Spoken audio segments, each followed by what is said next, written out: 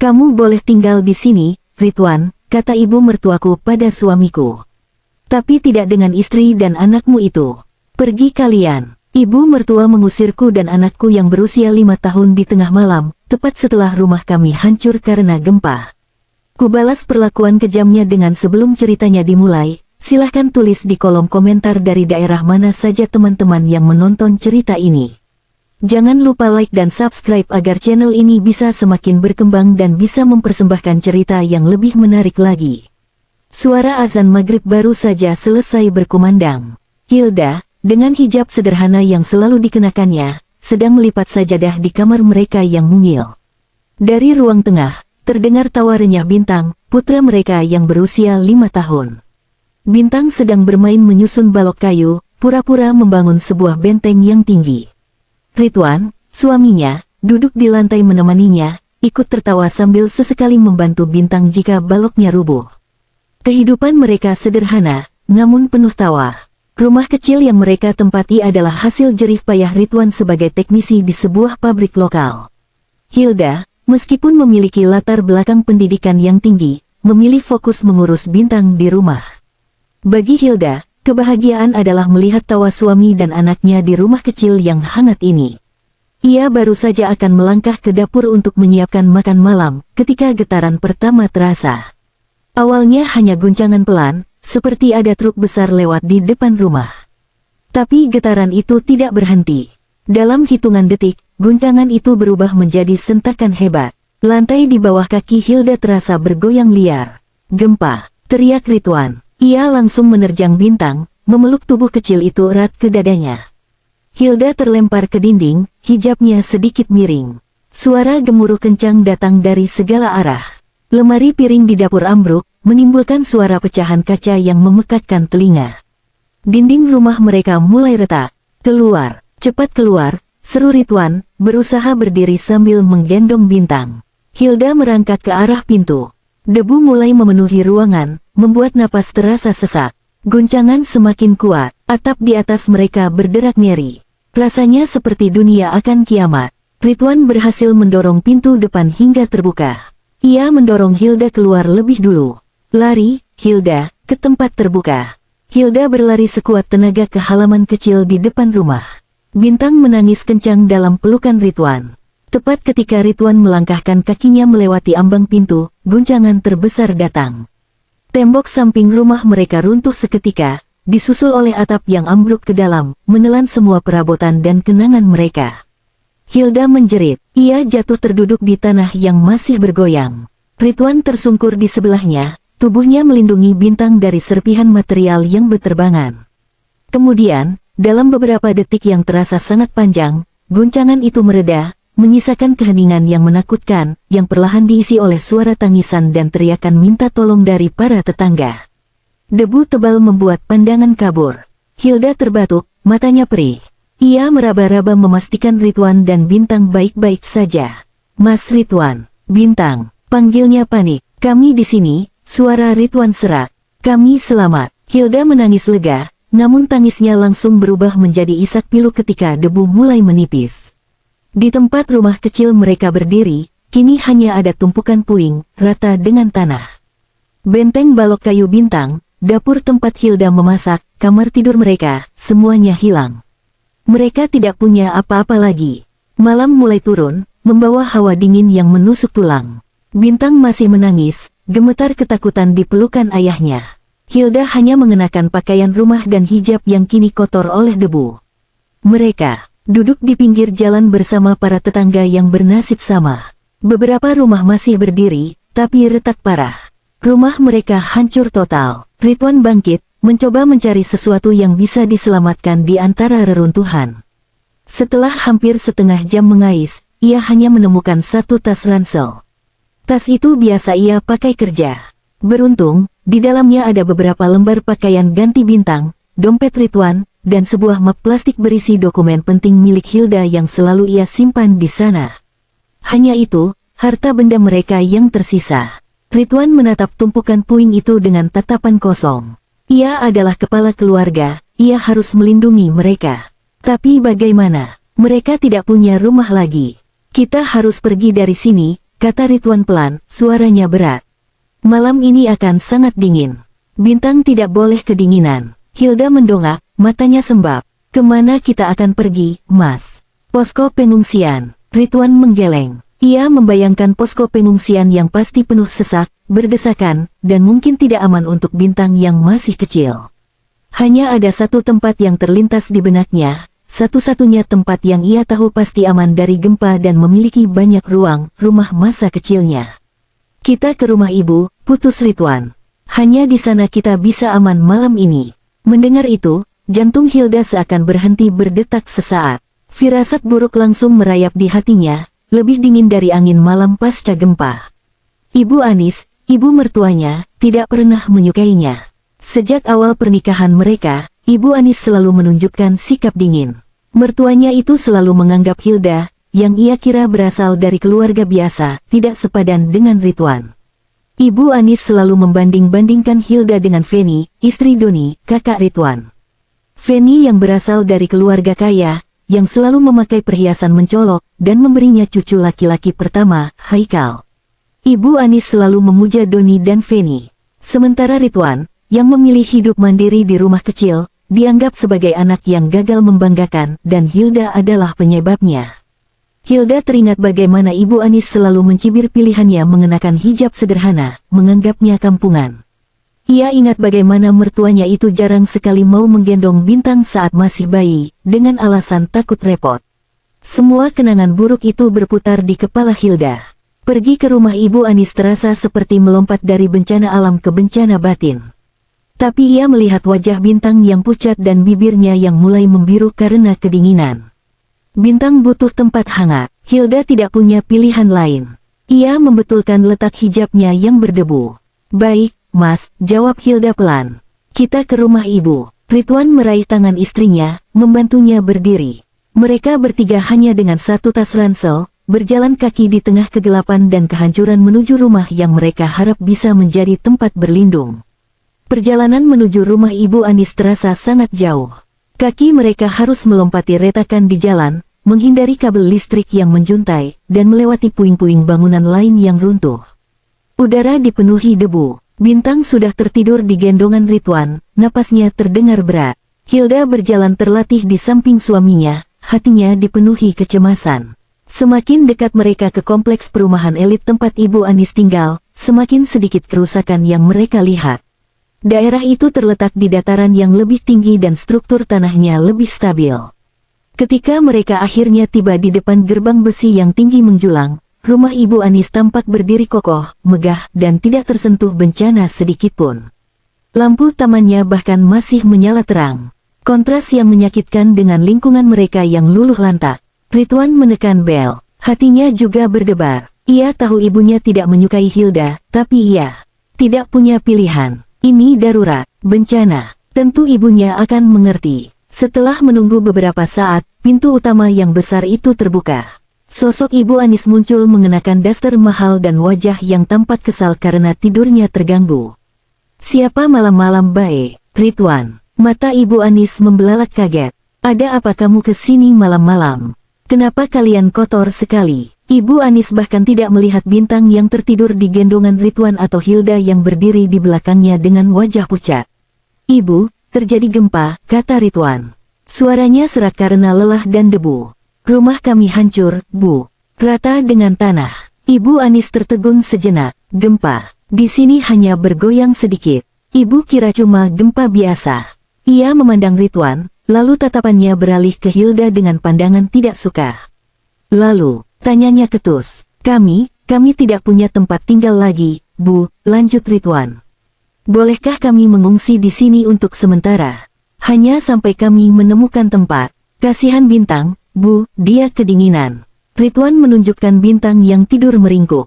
Hilda menundukkan kepalanya, memegang erat ujung hijabnya. Ia merasa sangat kecil dan terhina. Ia sudah menduga ini akan terjadi. Ekspresi Ibu Anis berubah dari kaget menjadi dingin. Wanita tua itu melipat tangannya di dada. Ia memandang Hilda dari atas ke bawah dengan tatapan merendahkan. Mengungsi di sini, bertiga, desisnya. Ridwan mengangguk. Tentu saja, Bu, kami tidak bisa. Potong Ibu Anis dengan suara keras dan tajam. Teriakan itu membuat Bintang sedikit bergerak dalam tidurnya. Ridwan terkejut. Apa maksud ibu tidak bisa? Ini rumah ibu, rumah masa kecilku. Rumahku penuh, bentak Ibu Anis. Sudah tidak ada tempat lagi. Kamar tamu dipakai untuk gudang. Kamar Doni juga penuh barang-barangnya. Ridwan menatap ibunya tidak percaya. Rumah ini sangat besar, setidaknya ada 5 kamar tidur. Penuh. Itu alasan yang konyol. Tapi, Bu, kamu boleh tinggal di sini, Ridwan, kata Ibu Anis lagi. Kali ini suaranya sedikit melunak saat menatap putranya. Kamu anakku, kamu bisa tidur di sofa ruang tengah, tapi tidak dengan anak dan istrimu itu. Telunjuknya mengarah tajam ke Hilda dan Bintang. Rumahku ini bukan tempat penampungan. Mereka hanya akan membuat repot dan kotor. Sudah tidak ada tempat lagi untuk mereka. Hinaan itu terasa seperti tamparan keras bagi Hilda. Air mata mulai menggenang di pelupuk matanya, namun ia menahannya agar tidak jatuh. Ia tidak akan menangis di depan wanita ini. Ridwan geram, wajahnya memerah karena marah. Ibu, apa yang ibu katakan? Ini Hilda, istriku. Ini Bintang, cucumu. Dia bukan cucu yang kubanggakan, balas Ibu Anis sengit. Lihat dia. Dia bahkan tidak punya apa-apa sekarang. Aku tidak mau rumahku diisi orang miskin. Tepat saat pertengkaran itu memuncak, sebuah mobil SUV mewah berhenti di belakang mereka. Lampu depannya yang terang menyorot mereka berempat. Pintu mobil terbuka dan keluarlah Doni, Feni, dan Haikal. Pakaian mereka juga sedikit berantakan, tapi jelas mereka baik-baik saja. Ibu, panggil Doni berlari kecil ke arah gerbang. Syukurlah ibu tidak apa-apa. Rumah kami juga retak parah di beberapa bagian. Tidak aman untuk ditinggali malam ini. Ekspresi Ibu Anis berubah total dalam sekejap. Wajahnya yang tadi keras dan kejam langsung berubah menjadi senyum penuh kasih dan kekhawatiran. Oh, Doni, sayang. Sini, nak, masuk. Ibu Anis buru-buru membuka gerbang lebih lebar, seolah lupa pada Ridwan dan keluarganya yang masih berdiri di luar. Ayo masuk, bawa istrimu kemari. Ya ampun, Haikal, sini sama nenek, cucu ibu tersayang. Ibu Anis langsung menghambur memeluk Haikal, menciuminya berkali-kali. Feni, istri Doni, melirik sinis ke arah Hilda. Ia tersenyum miring, senyum kemenangan. Ayo, Fen, masuk, kata Ibu Anis ramah. Masih ada banyak kamar kosong di atas. Kamar utama tamu kosong, bersih. Ada ruang bermain juga buat Haikal. Kalian bisa istirahat dengan tenang di sini. Ibu akan buatkan susu hangat. Dada Ridwan terasa sesak. Banyak kamar kosong, desisnya. Ia baru saja mendengar ibunya berkata rumahnya penuh. Ibu Anis menoleh, tampak kaget karena Ridwan masih di sana. Wajahnya kembali mengeras. Itu untuk Doni. Dia berbeda. Dia yang selama ini membantu ibu. Perlakuan tidak adil itu terlalu nyata, terlalu menyakitkan. Hilda akhirnya mengangkat wajahnya. Ia menatap lurus ke mata Ibu Anis. Air matanya sudah kering, digantikan oleh ketenangan yang dingin. Ia menarik pelan lengan baju Ridwan. Baik, kami mengerti, kata Hilda. Suaranya pelan namun jelas dan tegas. Hanya 3 kata itu. Ibu Anis mendengus. Feni tertawa kecil. Doni hanya diam, tidak berani membela adiknya. Ridwan menatap ibunya dengan pandangan nanar, penuh kekecewaan yang mendalam. Ia tidak lagi melihat sosok ibu yang dulu membesarkannya. Yang ia lihat adalah wanita asing yang kejam. Tanpa berkata apa-apa lagi, Ridwan membalikkan badannya. Ia membetulkan posisi Bintang di gendongannya, lalu menggenggam erat tangan Hilda. Ayo pergi, desis Ridwan. Suaranya bergetar karena amarah yang ditahan. Kita cari tempat lain. Mereka berjalan menjauh dari rumah mewah itu, kembali ke jalanan yang gelap, meninggalkan cahaya hangat dan kekejaman yang baru saja mereka alami. Hilda tidak menoleh ke belakang. Ia hanya berjalan di samping suaminya. Hatinya hancur namun tekadnya menguat. Mereka akan selamat, dan suatu hari, ia akan membuat Ibu Anis menyesali malam ini. Mereka berjalan menjauh dari gerbang rumah Ibu Anis. Keheningan di antara Hilda dan Ridwan terasa berat, hanya dipecah oleh isak tangis Bintang yang kini terbangun dan kembali merasa takut. Hawa dingin semakin menusuk dan Ridwan bisa merasakan tubuh kecil Bintang menggigil hebat di pelukannya. Kemarahan Ridwan pada ibunya begitu besar hingga membuatnya gemetar. Ia telah gagal. Gagal melindungi keluarganya dari gempa dan gagal memberi mereka tempat berlindung yang aman. Ia membawa mereka ke rumah ibunya, berharap pada sisa nurani, namun yang ia dapatkan adalah penghinaan yang luar biasa. Ia merasa menjadi suami dan ayah yang tidak berguna. Hilda yang berjalan di sampingnya tiba-tiba berhenti. Ia merogoh saku daster kotornya mencari ponselnya. Layarnya retak di sudut tapi masih menyala. "Kita mau kemana, Mas?" tanya Hilda pelan. Suaranya serak, tapi ada keteguhan di dalamnya yang tidak goyah. Ridwan membuang muka. Ia malu untuk menatap mata istrinya. "Kita cari posko pengungsian atau mungkin hotel melati. Aku masih pegang dompet. Setidaknya kita bisa dapat kamar untuk Bintang." Ridwan tahu itu bukan solusi. Hotel pasti penuh atau bahkan hancur. Posko pengungsian adalah mimpi buruk. Hilda menggeleng. Tidak, Bintang tidak bisa tidur di tempat seperti itu. Dia butuh tempat yang aman. Ridwan akhirnya menatap istrinya, putus asa. "Lalu kita kemana, Hilda? Kita tidak punya siapa-siapa lagi." Hilda menatap suaminya lekat. "Kita masih punya satu tempat." Ridwan terdiam. Ia tahu apa yang dimaksud Hilda. Tempat itu, tempat rahasia yang menjadi perjanjian di antara mereka berdua sejak sebelum menikah. Tempat yang Hilda siapkan sebagai jaring pengaman terakhir, yang Ridwan berjanji tidak akan pernah ia minta, kecuali nyawa mereka taruhannya. Ridwan selalu menghormati keinginan Hilda untuk hidup sederhana. Ia mencintai Hilda apa adanya, bukan karena apa yang dimiliki wanita itu. Selama ini, mereka hidup pas-pasan di rumah kecil mereka dan Ridwan bahagia. Ia tidak pernah mengungkit soal tempat itu. Tapi malam ini, perjanjian itu gugur. Ini bukan lagi soal hidup sederhana, ini soal hidup. "Kamu yakin?" tanya Ridwan, memastikan. Gempa memang bencana, tapi yang baru saja dilakukan ibunya adalah pendorong terakhir. "Ibu Anis tidak memberi kita pilihan," jawab Hilda dingin. "Bintang adalah prioritas kita." Hilda membuka aplikasi di ponselnya. Bukan aplikasi taksi biasa, melainkan layanan panggilan pribadi yang selalu ia bayar biaya langganan tahunannya secara rahasia. Ia mengetikkan lokasi mereka dan tujuan. Dalam 5 menit, sebuah mobil sedan hitam legam yang bersih dan mengkilap berhenti di depan mereka. Sangat kontras dengan jalanan yang penuh debu dan puing. Sopir berjaket rapi turun, membuka pintu belakang tanpa banyak bicara. "Selamat malam, Ibu Hilda," sapanya dengan hormat. Ridwan tertegun sejenak, lalu segera membantu Hilda dan Bintang masuk ke dalam. Mobil itu melaju mulus meninggalkan kawasan perumahan Ibu Anis. Di dalam mobil, Bintang langsung tenang. Kehangatan pendingin ruangan dan jok kulit yang empuk membuatnya nyaman. Tak lama kemudian, ia kembali tertidur di pangkuan Hilda. Mobil itu tidak menuju ke pusat kota. Sebaliknya, ia melaju ke arah perbukitan, menuju kawasan elit yang paling mahal di kota itu. Sebuah area yang dikenal tidak pernah tersentuh bencana, baik banjir maupun gempa, karena letaknya yang tinggi dan fondasi tanahnya yang kokoh. Ridwan memandang keluar jendela. Ia melihat pemandangan kota di bawah. Sebagian besar gelap gulita, hanya menyisakan titik-titik api kecil di kejauhan. Perjalanan itu hening. Hilda sibuk membersihkan wajah Bintang dengan tisu basah yang ada di mobil, sementara Ridwan tenggelam dalam pikirannya. Ia merasa marah, sedih, lega, dan bingung, semuanya dalam waktu bersamaan. Mobil akhirnya berhenti di depan sebuah gerbang baja yang sangat tinggi dan modern. Tidak ada pos satpam, hanya ada panel pemindai di dinding. Hilda mengeluarkan sesuatu dari tas ransel yang diselamatkan Ridwan. Dari dalam map plastik berisi dokumen, ia mengambil sebuah kartu akses berwarna hitam pekat.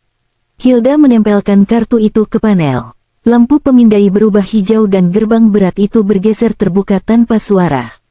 Mobil masuk dan berhenti di depan lobi sebuah bangunan yang lebih mirip Hotel Bintang 5 daripada rumah.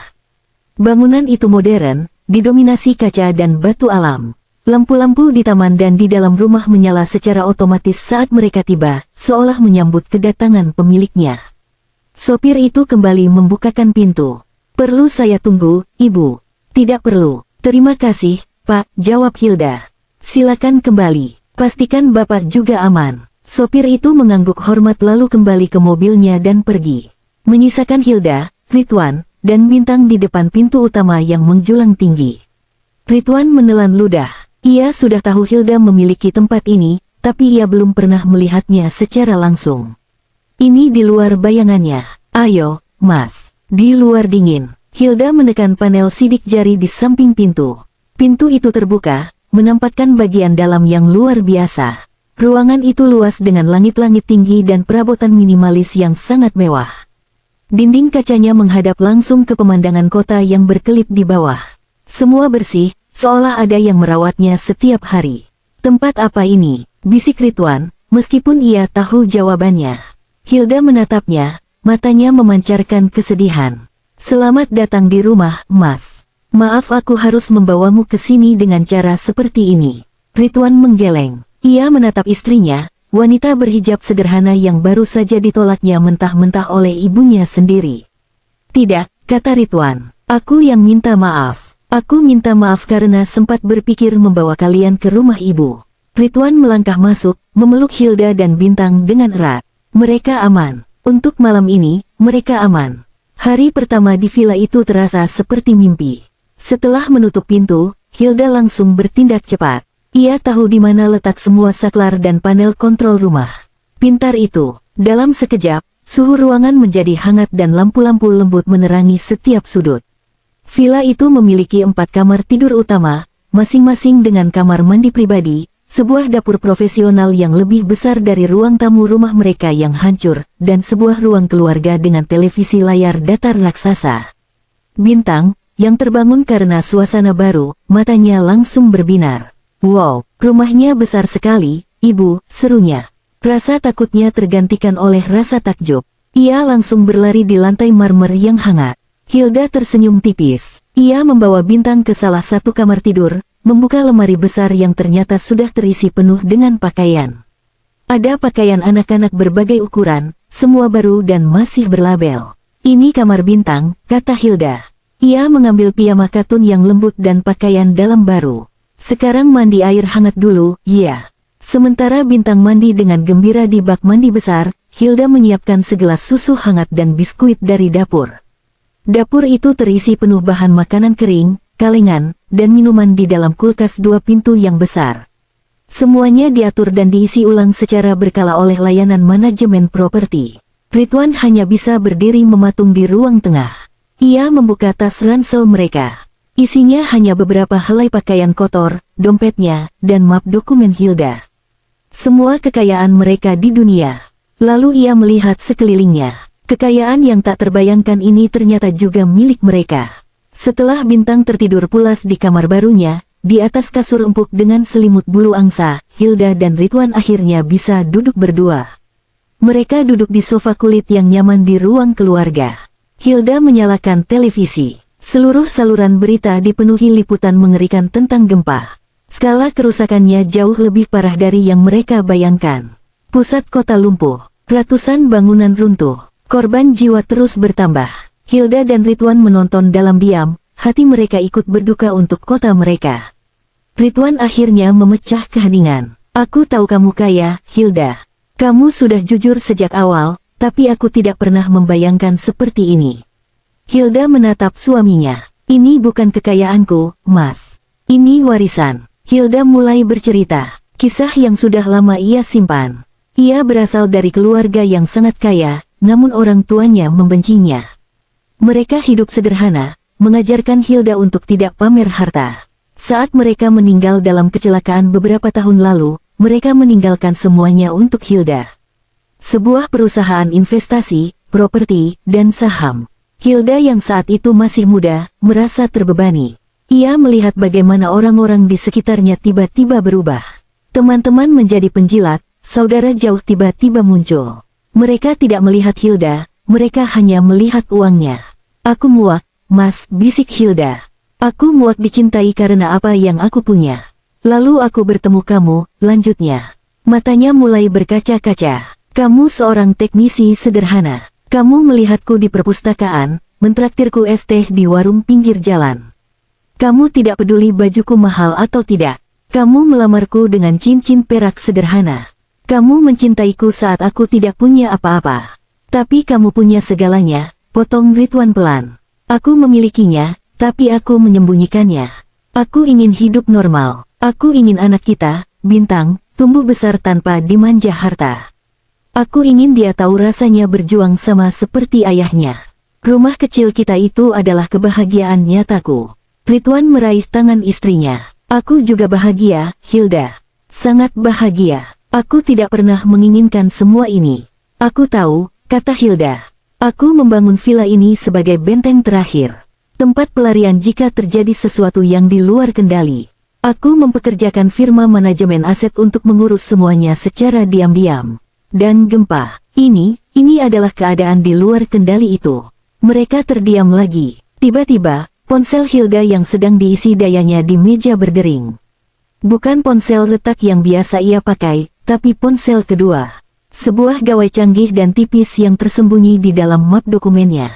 Ponsel satelit. Hilda mengangkatnya. Halo, sapanya. Suaranya berubah. Tidak ada lagi kelembutan seorang ibu, yang ada adalah nada tegas seorang pimpinan. Iya, Pak Surya. Saya aman. Bagaimana situasinya? Ridwan memperhatikan istrinya. Hilda mendengarkan dengan saksama, wajahnya serius. Saya mengerti, kata Hilda setelah jeda panjang. Pasar saham pasti kacau. Hilda mendengarkan lagi. Alisnya sedikit terangkat. Perusahaan apa yang paling terdampak? Ada jeda. Jaya Mandiri. Perusahaan konstruksi milik keluarga Doni. Ridwan langsung menegakkan duduknya. Ia mendengar nama kakaknya disebut. Hilda melanjutkan, dan jaminannya apa? Hilda mendengarkan, matanya menyipit. Seluruh aset pribadi direksi, termasuk properti di Bukit Indah atas nama Ibu Anis. Hilda terdiam sejenak. Ridwan bisa melihat roda gigi berputar di kepala istrinya. Wanita yang beberapa jam lalu menangis dalam diam karena dihina, kini terlihat berbeda. Ada kilat tajam di matanya.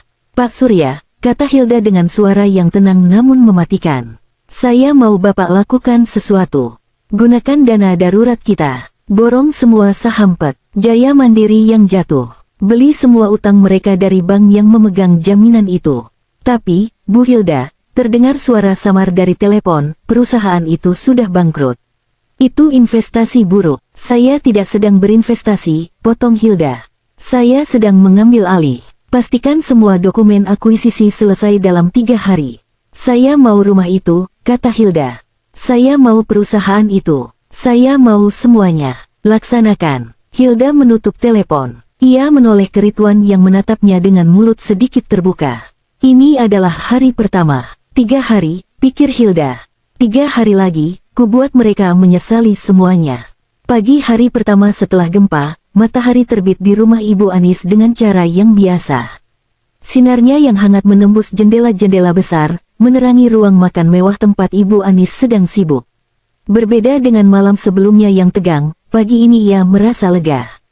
Putranya yang sukses, Doni, dan cucu kesayangannya, Haikal, ada bersamanya. Ia merasa aman dan superior. Ia sudah menyiapkan sarapan besar. Ada nasi goreng spesial, sosis panggang, telur mata sapi, dan jus jeruk segar. Aroma kopi mahal menguar di udara. Ia sama sekali tidak memikirkan Ridwan, Hilda, atau Bintang. Baginya, mereka sudah dihapus dari hidupnya. Ayo, Doni, Feni, Haikal. Sarapan sudah siap, panggil Ibu Anis dengan suara riang. Doni turun dari kamar tamu utama, diikuti Feni yang mengenakan piyama sutra. Haikal berlari-lari kecil langsung melompat ke pelukan neneknya. Wah, enaknya. Nenek memang paling sayang sama Haikal, kata Feni sambil duduk dan mengambil sepotong sosis. Ia melirik sinis ke arah Doni. Aku kasihan sekali sama si Ridwan. Pagi-pagi begini mereka makan apa? Ya, pasti antre nasi bungkus di posko pengungsian. Feni tertawa kecil. Ibu Anis yang sedang menuang susu untuk Haikal ikut tersenyum miring. Itulah nasib mereka, Fen, sahut Ibu Anis. Sudah miskin, sombong pula. Si Hilda itu pakai hijab tapi hatinya pasti busuk. Berani-beraninya dia mau menumpang di rumahku. Ya, tentu saja kutolak. Doni tidak ikut tertawa. Pikirannya tidak tenang. Sejak subuh ia mencoba menghubungi kantornya. Tidak ada yang mengangkat. Ia mencoba menelepon manajer proyeknya, juga tidak tersambung. Jaringan komunikasi di pusat kota lumpuh total. Ia merasa ada yang tidak beres. Sudahlah, Don, makan dulu, kata Feni. Kantor tidak akan lari. Paling-paling retak sedikit. Perusahaanmu kan besar, asuransinya pasti penuh. Doni mencoba mengunyah nasi gorengnya, tapi rasanya hambar. Ia bangkit dan menyalakan televisi besar di ruang keluarga. Saluran berita lokal akhirnya berhasil mengudara. Apa yang mereka lihat membuat sendok di tangan Feni terlepas dan jatuh ke lantai. Berita itu menayangkan rekaman drone pusat bisnis kota luluh lantak. Dan yang terparah, rekaman itu menyorot proyek apartemen mewah yang sedang dibangun oleh PT Jaya Mandiri, perusahaan Doni. Dua menara yang hampir jadi itu runtuh sebagian, miring seperti akan ambruk. Di lokasi lain, proyek jembatan yang menjadi tender kebanggaan Doni, retak parah di bagian fondasi. Doni merasakan darahnya surut dari wajah. Proyek-proyek itu adalah nyawa perusahaannya. Tidak mungkin, bisiknya. Ponselnya tiba-tiba berdering. Nomor asing. Ia mengangkatnya dengan tangan gemetar. Halo, Doni, ini aku, Rahmat. Itu adalah suara mitra bisnisnya. Kita hancur, Don. Hancur. Bank baru saja menelepon. Mereka menarik semua pinjaman kita. Semua. Gempa ini dianggap force majeure. Mereka minta kita bayar lunas semua utang dalam 3 hari. Apa? Teriak Doni, membuat Ibu Anis dan Feni terlonjak kaget. 3 hari. Itu gila. Kita tidak punya uang tunai sebanyak itu. Semua uang ada di proyek. Aku tidak peduli, balas suara di seberang. Aku tidak mau ikut tenggelam. Asetku sendiri sudah habis. Kamu yang paling banyak menjaminkan asetmu, kan? Urus ini sendiri. Panggilan itu ditutup. Doni menatap layar ponselnya dengan nanar. Tangannya gemetar hebat. Ada apa, Don? Jangan bikin ibu takut, tanya Ibu Anis cemas. Feni juga mendekat. Paling soal proyek, kan? Kamu bisa urus, kan, sayang? Doni menatap Feni, lalu beralih ke ibunya. Matanya merah. Semua hancur, Bu, katanya lirih. Perusahaan bangkrut. Bank menarik semua utang. Feni tertawa gugup. Bangkrut. Jangan bercanda, Don. Kita masih punya rumah ini. Kita masih punya tabungan. Kita. Tidak ada, potong Doni. Semua tabungan, semua asetku sudah jadi jaminan bank, dan itu tidak cukup. Ibu Anis memegang dadanya. Maksudmu, kita jadi miskin? Doni tidak sanggup menatap mata ibunya.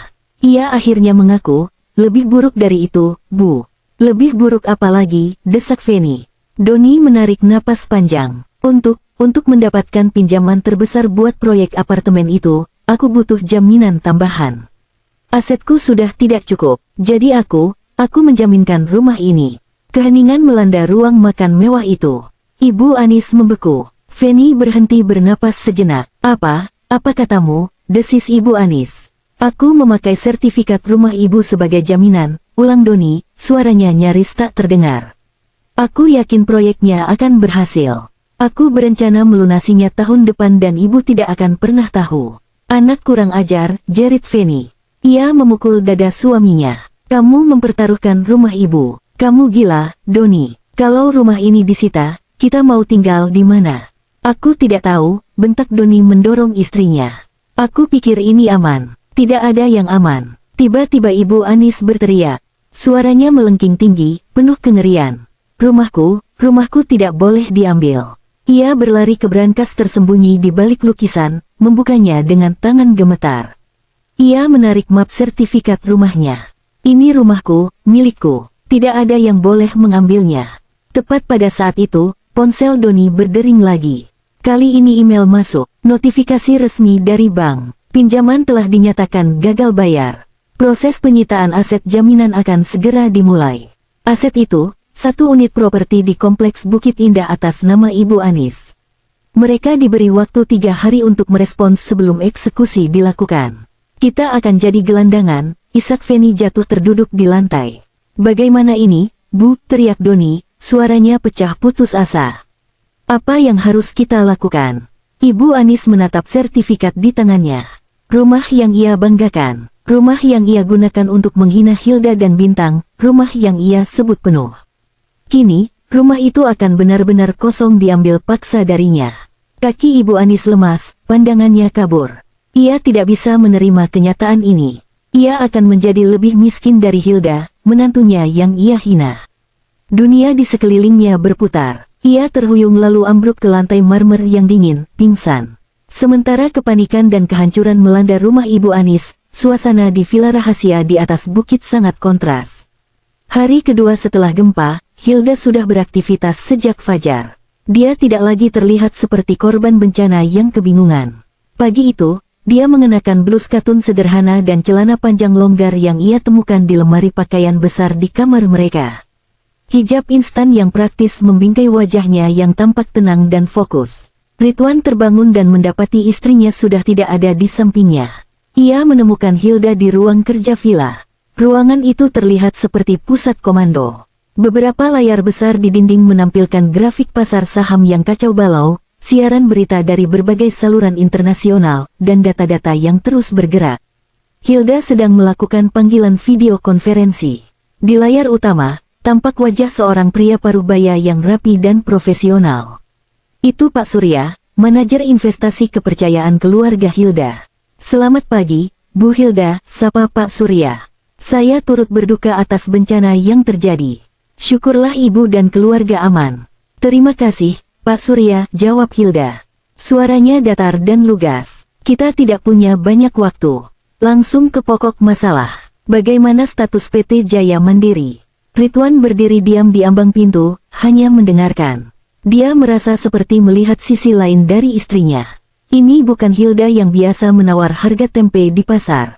Ini adalah seorang pemimpin yang mengendalikan situasi. Sesuai instruksi ibu tadi malam, lapor Pak Surya, saham PT Jaya Mandiri anjlok 92% saat pembukaan pasar darurat tadi. Tim kami sudah berhasil memborong hampir 60% saham yang beredar di publik. Kita sekarang pemegang saham mayoritas.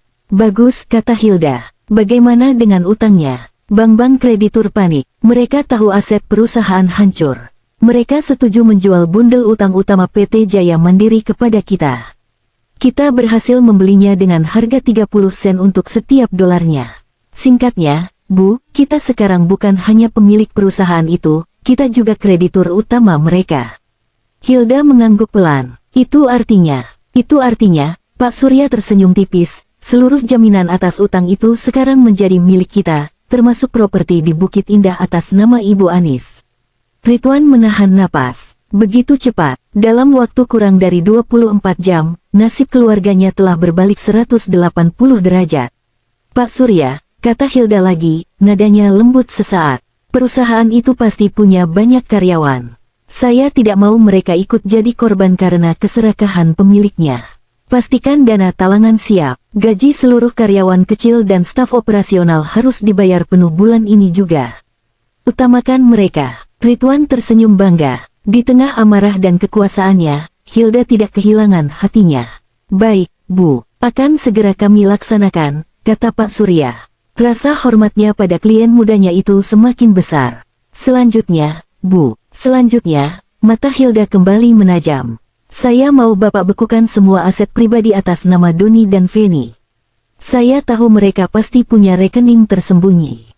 Lacak semuanya. Tapi jangan lakukan atas nama saya atau perusahaan kita.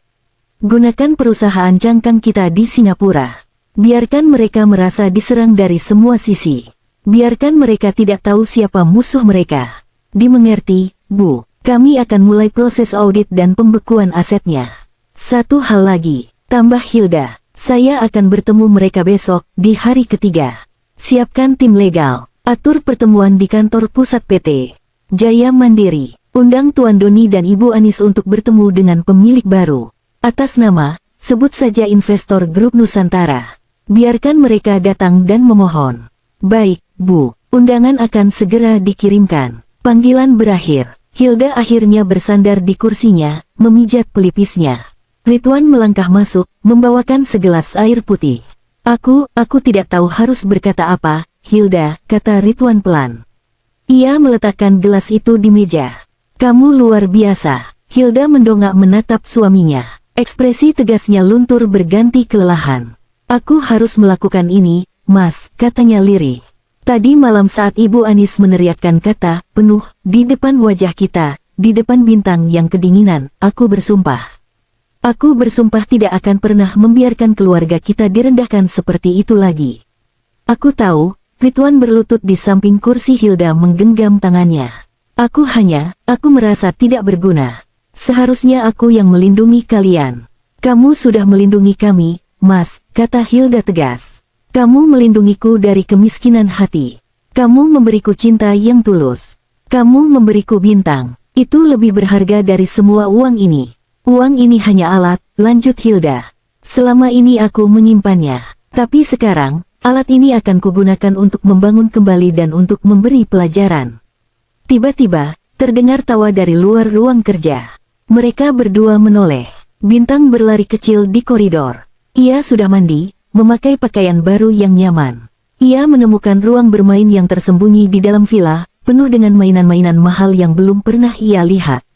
Ayah, ibu, lihat, Bintang dapat robot besar, serunya gembira memamerkan mainan barunya. Rasa takutnya akan gempa dan penghinaan tadi malam sudah hilang, tergantikan oleh kebahagiaan murni seorang anak kecil. Ridwan dan Hilda saling berpandangan. Inilah alasan mereka melakukan semua ini. Untuk tawa Bintang, untuk masa depan mereka. Hilda berdiri. Hari kedua masih panjang. Masih banyak yang harus ia siapkan. Pertemuan besok akan menjadi puncaknya. Sisa hari pertama dan sepanjang hari kedua di rumah Ibu Anis berlalu seperti dalam mimpi buruk yang panjang. Setelah Ibu Anis pingsan, Doni dan Feni dengan panik berhasil menyadarkannya. Tetapi kesadaran hanya membawa kembali kengerian itu. Ibu Anis tidak lagi berteriak. Ia hanya duduk diam di sofa bludrunya yang mahal, memeluk map berisi sertifikat rumahnya. Ia memandangi sertifikat itu seolah benda itu adalah jimat yang bisa membatalkan malapetaka. Matanya kosong, sesekali ia bergumam sendiri, rumahku, ini rumahku. Feni, setelah histeris dan menyalahkan Doni selama 1 jam penuh, akhirnya kelelahan. Ia menangis di sudut ruangan, membayangkan semua tas bermerek dan perhiasannya akan disita. Ia membayangkan hidup di kontrakan sempit.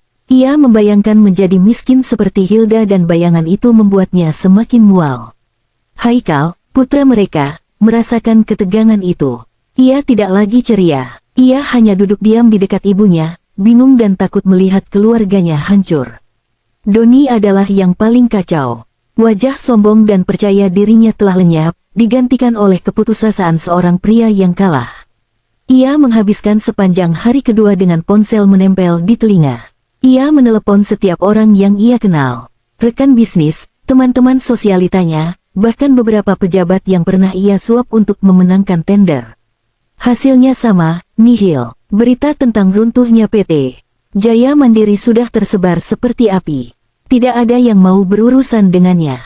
Namanya sudah tercoret. Lebih buruk lagi, saat ia mencoba mengakses rekening pribadinya dan rekening Feni, semuanya dibekukan. Akses ditolak. Silakan hubungi bank Anda. Ia menelepon bank, tetapi mereka hanya memberinya jawaban birokrasi yang berbelit-belit.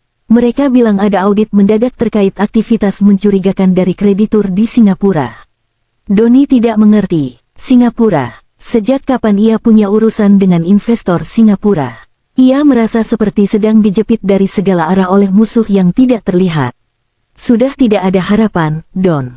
Tanya Feni lirih, suaranya parau karena menangis. Doni melempar ponselnya ke sofa. Semua membuangku. Semua. Mereka lupa siapa yang membayar minuman mereka selama ini. Ini semua salahmu, jerit Feni lagi, tenaganya kembali. Kalau saja kamu tidak serakah. Kalau saja kamu tidak menjaminkan rumah ibu. Diam, Feni, bentak Doni. Menyalahkanku tidak akan mengembalikan uang kita. Pertengkaran mereka terhenti ketika sebuah email masuk ke laptop Doni. Email itu adalah satu-satunya notifikasi yang berhasil lolos dari pembekuan. Pengirimnya adalah Divisi Restrukturisasi Aset Investor Grup Nusantara. Jantung Doni berdebar kencang. Ia membaca email itu dengan napas tertahan. Ibu Anis dan Feni ikut mendekat, membaca dari balik bahunya. Email itu singkat dan formal. Isinya memberitahukan bahwa seluruh bundel utang PT Jaya Mandiri, termasuk semua jaminan yang terkait, telah diakuisisi penuh oleh investor Grup Nusantara. Kabar ini membuat mereka lemas. Abis sudah. Utang mereka kini dimiliki oleh entitas baru yang misterius. Tapi kemudian mereka membaca kalimat berikutnya. Sehubungan dengan transisi ini, kami mengundang Tuan Doni selaku Direktur Utama PT Jaya Mandiri dan Ibu Anis selaku pemilik agunan, untuk hadir dalam pertemuan besok pagi pukul 9 tepat. Pertemuan akan diadakan di kantor pusat PT Jaya Mandiri, ruang rapat Dewan Direksi. Keheningan melanda ruangan. Apa artinya ini, Don? Bisik Ibu Anis. Secercah harapan muncul di matanya yang sembab. Doni membaca email itu lagi. Diakuisisi, bukan disita. Investor ini membeli utangnya. Itu artinya investor ini mungkin tertarik untuk menyelamatkan perusahaannya. Mereka mengundang kita bicara, kata Doni, suaranya bergetar. Mereka tidak langsung mengirim surat sita. Mereka mau bertemu. Feni langsung berdiri tegak. Benar, investor grup Nusantara. Namanya terdengar besar. Mungkin mereka melihat potensi di perusahaanmu. Mereka membeli perusahaanmu yang bangkrut, Don. Harapan palsu itu menyebar dengan cepat. Mereka salah menafsirkan undangan eksekusi itu sebagai undangan negosiasi. Mereka pikir ini adalah kesempatan kedua. Ya, Tuhan, desis Ibu Anis. Ia meletakkan sertifikat rumahnya di meja. Masih ada jalan, masih ada harapan. Suasana langsung berubah. Kepanikan berganti menjadi persekongkolan putus asa. Doni, kata Ibu Anis, matanya yang tadi kosong kini menyala licik. Besok adalah penentuan nasib kita. Kamu harus terlihat meyakinkan. Kamu harus merayu investor ini, siapapun dia. Benar, Don, timpal Feni buru-buru menghapus jejak air matanya. Pakai setelanmu yang paling mahal, yang dari Italia itu. Kita harus tunjukkan kalau kita masih berkelas. Kita bukan pengemis. Aku akan bilang apa? Tanya Doni, otaknya mulai berputar. Aku akan bilang apa untuk meyakinkan mereka agar tidak menyita rumah ibu. Katakan apa saja, kata Ibu Anis. Sujud padanya kalau perlu. Mohon belas kasihan. Bilang rumah ini satu-satunya peninggalan almarhum ayahmu. Bilang ini warisan keluarga yang tidak ternilai harganya. Ironisnya, ia tidak ingat pernah mengatakan hal yang sama sekali berbeda pada Ridwan 2 malam lalu. Katakan kamu akan bekerja untuknya tanpa dibayar. Asal rumah ini selamat, rencana Doni. Kita harus membuatnya iba. Kita harus terlihat sebagai korban gempa yang malang, yang perusahaannya hancur karena bencana. Malam itu, mereka tidak tidur. Mereka sibuk merencanakan strategi. Mereka berlatih kata-kata. Doni menyiapkan setelan terbaiknya. Feni menyetrika kemejanya. Ibu Anis bahkan menyiapkan dokumen-dokumen rumah, berharap bisa menunjukkannya sebagai bukti sentimental. Mereka akan pergi ke pertemuan itu, siap untuk memohon, merayu, dan bersujud. Mereka tidak tahu bahwa mereka sedang berjalan lurus ke dalam penghakiman yang telah disiapkan oleh Hilda. Pukul 8:30 pagi, hari ketiga setelah gempa. Sebuah taksi online berhenti di depan lobi kantor pusat PT Jaya Mandiri. Gedung itu tampak kusam. Kaca-kaca di lantai bawah retak di beberapa tempat dan debu sisa gempa masih menutupi sebagian besar permukaannya. Namun, pintu masuk utama tampak bersih dan dijaga oleh 2 petugas keamanan berseragam baru yang terlihat tegap dan asing. Doni, Feni, dan Ibu Anis keluar dari taksi. Mereka bertiga tampak kontras dengan lingkungan sekitar. Doni mengenakan setelan paling mahalnya, Feni memakai riasan tebal untuk menutupi matanya yang bengkak, dan Ibu Anis mengenakan pakaian terbaiknya, memeluk tas tangan yang berisi sertifikat rumah. Wajah mereka pucat, tegang, dan penuh harap cemas. Petugas keamanan itu memeriksa nama mereka di daftar tamu digital. Tuan Doni dan Ibu Anis sudah ditunggu di lantai 20. Ruang rapat Dewan Direksi. Silakan lewat sini. Mereka diantar melewati lobi yang terasa dingin dan sepi. Karyawan lama Doni tidak terlihat. Lift membawa mereka naik dalam keheningan yang menyesakkan. Ingat, Don, bisik Ibu Anis, tundukkan wajahmu, tunjukkan rasa hormat. Kita harus dapatkan simpati mereka. Doni hanya mengangguk kaku. Jantungnya berdebar begitu kencang hingga ia takut orang lain bisa mendengarnya. Pintu lift terbuka di lantai 20. Seorang wanita muda berpenampilan profesional, yang jelas bukan sekretaris Doni, menyambut mereka. Selamat pagi. Silakan ikuti saya. Pimpinan kami sedang dalam perjalanan. Mereka diantar ke ruang rapat Dewan Direksi. Ruangan itu besar, dengan meja kayu solid panjang di tengahnya dan jendela-jendela besar yang menampilkan pemandangan kota yang terluka. Di ujung meja, beberapa botol air mineral mahal dan gelas kristal sudah tertata rapi. Mereka dipersilakan duduk di salah satu sisi meja. Dan kemudian, mereka menunggu. Setiap detik terasa seperti 1 jam. Ibu Anis terus meremas-remas pegangan tasnya. Feni mengetuk-ngetukkan jarinya di atas meja. Doni mencoba terlihat tenang, tetapi keringat dingin membasahi keningnya. Pukul 9 tepat, terdengar suara langkah kaki teratur di koridor luar. Pintu ruang rapat yang tinggi itu terbuka lebar. Doni, Ibu Anis, dan Feni serentak berdiri. Mereka memasang senyum paling hormat, paling memelas, paling tunduk yang bisa mereka buat. Mereka siap menyambut investor kaya raya yang akan menentukan nasib mereka. Pintu terbuka penuh. Masuklah dua orang pria berjas gelap yang tampak seperti pengacara, diikuti oleh seorang pria paruh baya yang rapi, yang Doni kenali sebagai salah satu manajer investasi paling disegani di kota, Pak Surya. Tapi bukan mereka yang memimpin rombongan. Di depan mereka, berjalan dengan langkah tenang dan penuh percaya diri adalah seorang wanita. Wanita itu mengenakan setelan bisnis muslimah berwarna biru tua yang dijahit sempurna, memancarkan aura profesional dan mahal. Hijabnya ditata rapi dan elegan. Wajahnya tenang, namun matanya tajam. Butuh 3 detik bagi otak Doni dan Ibu Anis untuk memproses siapa yang mereka lihat. Senyum di wajah mereka membeku, lalu luntur. Mata mereka membelalak nyeri. Feni ternganga, tangannya menutup mulut. Hilda, suara Doni keluar seperti bisikan serak. Ia tidak percaya dengan apa yang dilihatnya. Apa yang kamu lakukan di sini? Ibu Anis tergagap. Kamu salah satu staf kebersihan yang selamat. Kamu salah panggil orang. Ia menoleh ke arah pengacara di belakang Hilda. Kami di sini untuk bertemu pemilik baru, investor grup Nusantara. Hilda tidak tersenyum. Ia tidak menunjukkan emosi apapun. Ia berjalan lurus melewati mereka. Pak Surya menarik kursi di ujung meja, kursi pimpinan, kursi yang biasa diduduki Doni. Hilda duduk di kursi itu dengan tenang. Ia meletakkan sebuah map tipis di atas meja di depannya. Kedua pengacara berdiri di belakangnya. Pak Surya berdiri di sampingnya. Ruangan itu sunyi senyap. Hilda akhirnya mengangkat wajahnya. Ia menatap lurus ke mata Ibu Anis, lalu ke Doni, lalu ke Feni. Tatapannya dingin, tajam, dan penuh kuasa. Saya, jawab Hilda. Suaranya jelas dan bergema di ruangan besar itu. Saya yang mengundang kalian. Ia berhenti sejenak, membiarkan kata-katanya meresap. Doni mulai gemetar. Feni mundur selangkah. Perkenalkan, lanjut Hilda, saya Hilda, pemilik baru perusahaan ini. Pemilik investor grup Nusantara. Kaki Ibu Anis lemas. Ia ambruk kembali ke kursinya, memegangi dadanya. Ini tidak mungkin. Ini mimpi buruk. Dan, Hilda menambahkan, suaranya kini seperti bilah es, saya adalah pemilik baru atas semua utang kalian, termasuk, ia menunjuk tas di pangkuan Ibu Anis, jaminan rumah yang sedang Ibu peluk itu. Keheningan yang pecah di ruang rapat itu terasa lebih berat daripada runtuhan gedung. Doni, Feni, dan Ibu Anis serempak mundur selangkah. 3 orang itu menatap Hilda seolah mereka baru saja melihat hantu. Hantu yang tiba-tiba bangkit dari kubur kemiskinan dan kini duduk di singgasana kekuasaan. Feni adalah yang pertama pulih dari keterkejutan dan reaksinya adalah penyangkalan yang histeris.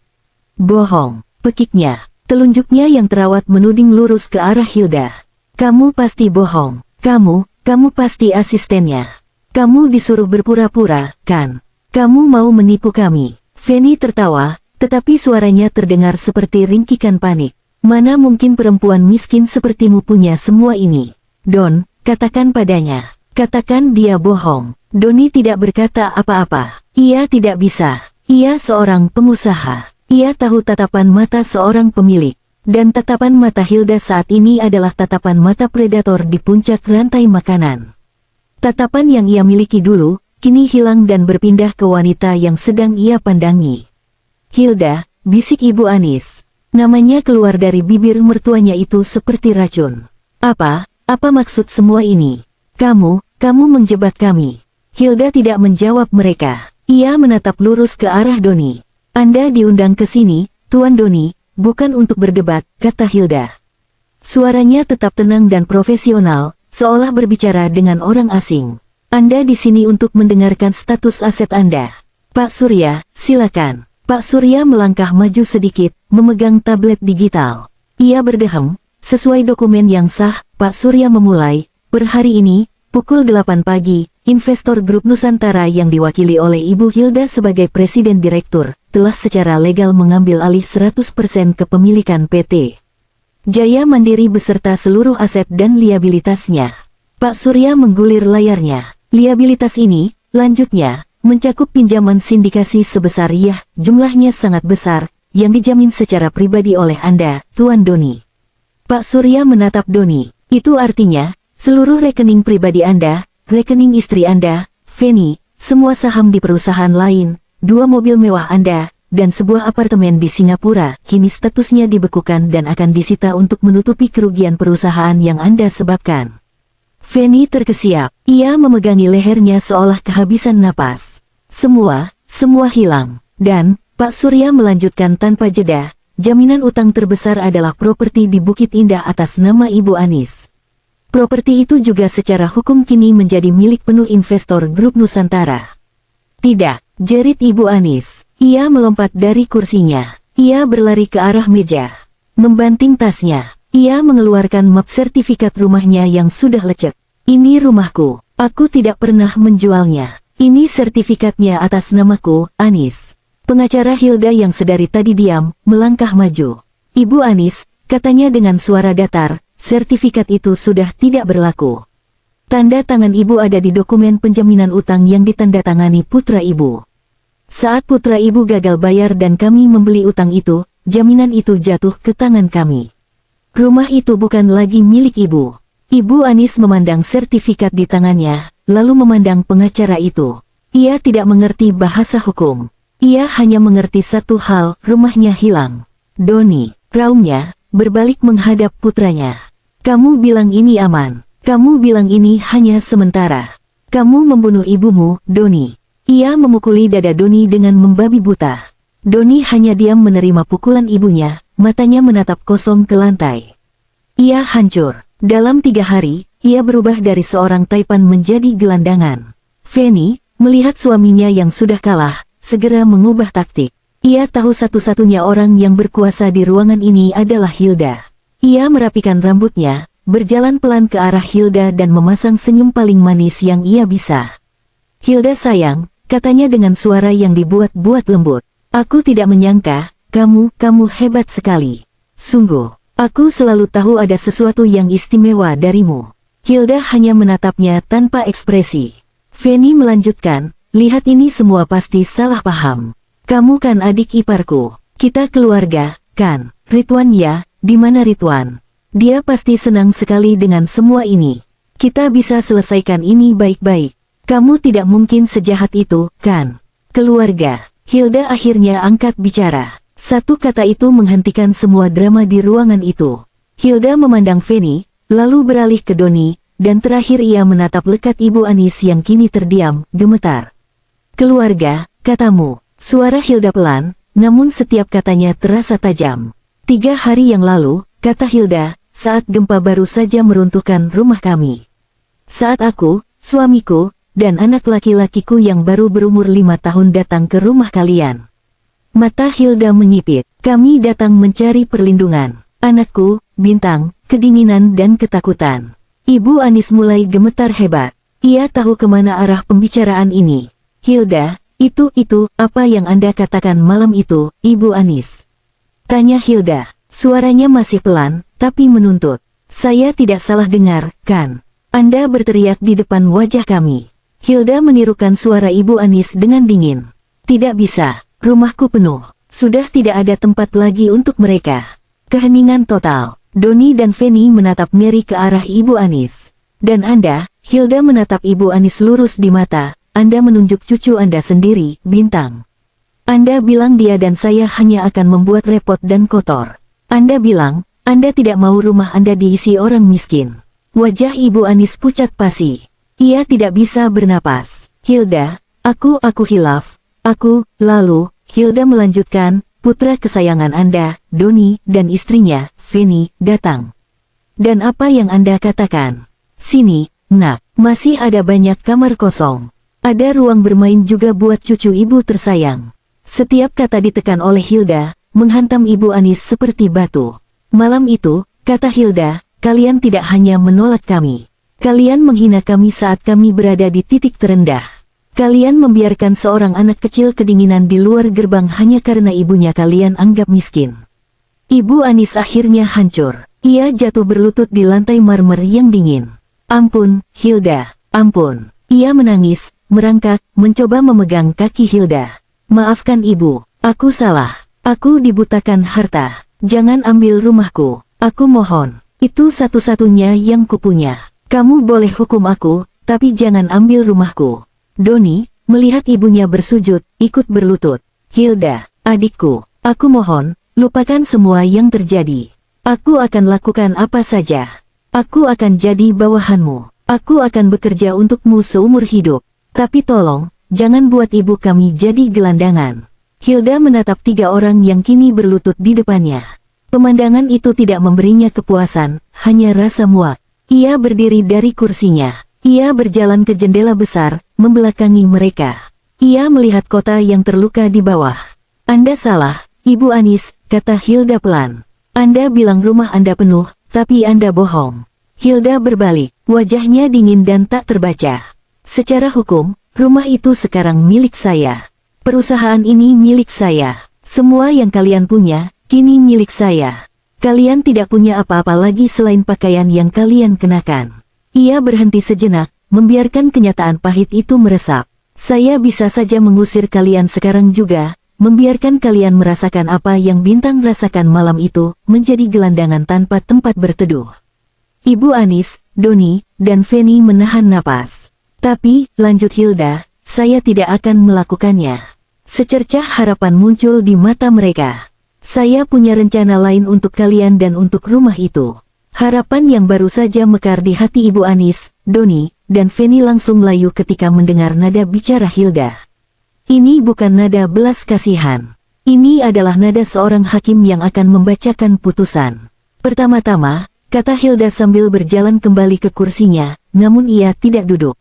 Ia berdiri di sana, menjulang di atas mereka. Kalian tidak akan tinggal di villa saya. Tempat itu adalah rumah saya dan keluarga saya.